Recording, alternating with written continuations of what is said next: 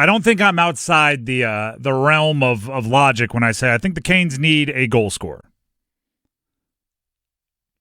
I don't think I'm outside the realm of logic when I say their actions show that the front office thinks the Canes need a goal scorer. And I think that is part of employing and paying players like Sebastian Aho and players who are unbelievable talents, but don't come wired in the same way that the top goal scorers in the league are wired. So I think this postseason, one of the last things, and actually, let's take a step back here. And I have names here that I'm going to mention, and there's one kind of pie in the sky dream. I think in building a team sport roster, the first 4 or 5, maybe years, are all about getting everybody on the same page, getting everybody that fits in perfectly with everything you're doing. And then once the foundation is solid and it's been established, you find you still need the people that fit, right? I'm not saying go get a jerk. I'm not saying go get a selfish. I'm not saying any of that. But you can kind of say, all right, we can cover for this deficiency in their game because they bring us something we don't have. Right? I'm always thinking, relating it back to football because it's a sport I played. Like the first bunch of years, every wide receiver needs to be watching Hines Ward film. You're blocking. You're putting your nose into linebacker's chest. Where's Larry Fitzgerald? You need those players. And then years later, if it's like, you know what? I think we just need a speed dude. And if he's 178 pounds, but he takes the top off of defense, and he's not a great blocker and he's not very physical, I think we can make it work as long as everyone else is still super strong in what we do. If the Canes wanted to go get a guy who, gosh forbid, put his offensive production a tiny bit ahead of being a two-way hockey player, it would sound ridiculous because of everything they've established, but I think they can afford it. So the names that we've heard a lot of, right, and we're talking forwards here. Mitch Marner had 27 goals this year, 35 is his career high, and do you expect that to go up leaving the Toronto Maple Leafs? I don't know about that. Sam Bennett, we just got real up and close personal with him. 25 goals this year, 28 is top. I don't know. Maybe a Brock Besser type, 25 goals this year, but he does have a single 40-goal season in his career, perhaps, if he's available. Ehlers, 29 is the most he's scored. Like the Canes have, I believe, a handful of guys that could go give you 28, 29, 31 goals. That's not what I'm talking about here. And I don't want to just dip into the old world, right? Even though Brock Nelson just got 3 years, 7.5 per with the Colorado Avalanche. He's, flirting with the mid-30s. Brad Marchand, Tavares, these guys are mid and maybe even beyond mid-30s. I think when the Canes have the benefit of Rod Brind'amour, and what Rod Brind'amour does is he raises the floor of darn near everyone that plays for him. I think you do everything you can to get the one difference maker, and then you use whatever resources you have left to fill out the roster and trust that Rod Brind'amour will get the most out of them, and the difference maker might rise your ceiling. And I think you have to be willing to be cold-blooded and calculated and an assassin in the front office, and that's where Eric Tulsky comes in. Do you know who I want? And it might be a pipe dream. You might say it's foolish, but it's hey, we're at the beginning of the offseason and anything is possible. I want Jason Robertson. Wouldn't that be nice? 25 years old, multiple 40-goal scorers on a team that can't afford their roster right now. Dare I say it's kind of Mikko opportunity-ish on Colorado, where if you look like a year into the future, I don't know how you're going to have all these guys. They have no money left. Also important to note, Jason Robertson's about to be an RFA and not a UFA, so you have a little bit more of that team control. It's a little less likely that you might have to worry about kind of a contract holdout situation like with Rantanen, ideally, but you have to wonder, would Dallas be open to making another trade after how it went down? You got to figure they're pretty satisfied with getting Rantanen. I was going to say, I don't think they're upset. I don't think there's any bad blood in that trade.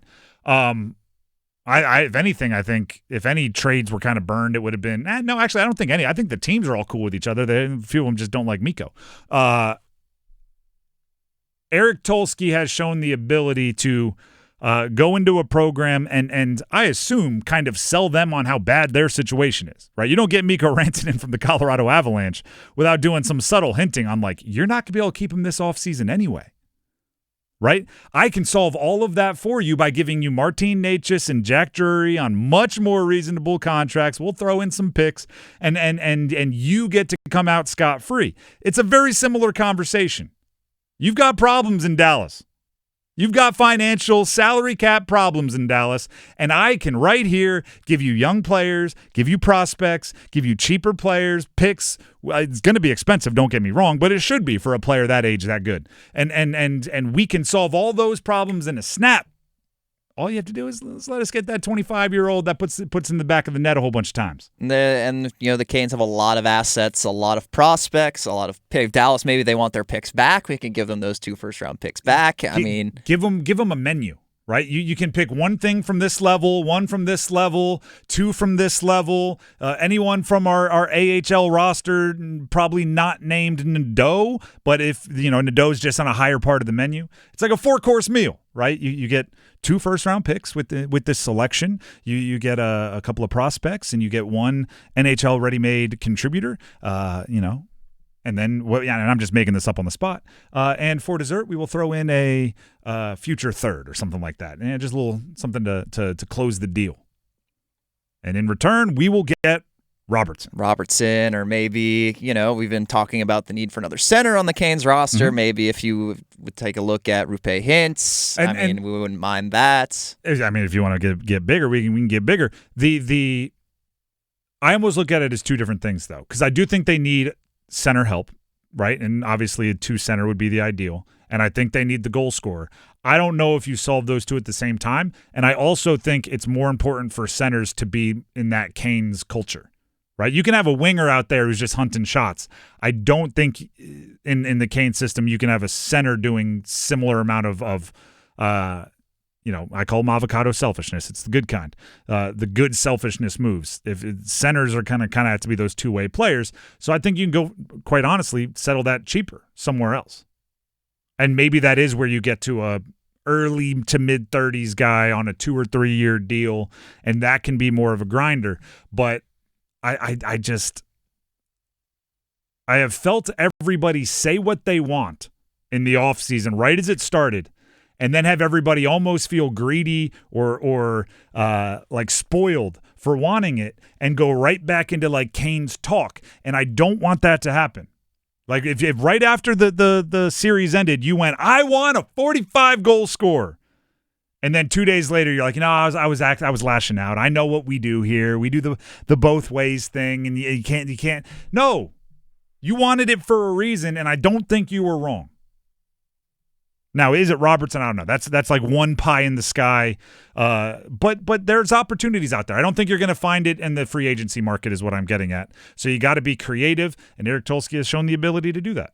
The options, there are a few out there in free agency. You mentioned a few there. I was talking with you earlier before the show about John Tavares. A little older, but yes, he's a little bit older, right? He doesn't have quite the speed, but if you're looking in terms of that pure goal scoring talent, like you said, you could have someone that could be that kind of black hole, instant green light guy. Like that's a guy that can do that. Now I don't know. It's like I don't want to be on this. A bunch of jerks I'm not using it in the bunch of jerks. I'm talking about like a friend group. Right, yeah. Like I don't want to be in a friend group with 10 jerks, right? But every friend group that's our jerk, right? Oh, that's Jimmy. That's whatever. That's he's an acquired taste, but he's our jerk, right? I don't want to be on a team, especially the way the Canes play, with everyone hunting for their own shot. Right, everybody constantly figuring out how they can score more because they know that's how they get paid, and how they can score more because they know that. But you can have, but that's our one, right? Oh no, we're all super selfless. We are all 2-way hockey players. We all take more pride in blocking shots than scoring goals. That's us, except for him. That's our goal scorer right there. Like that's our jerk. metaphorically. I don't know if Jason Robertson's a good guy or not, but that's just the one I would go with.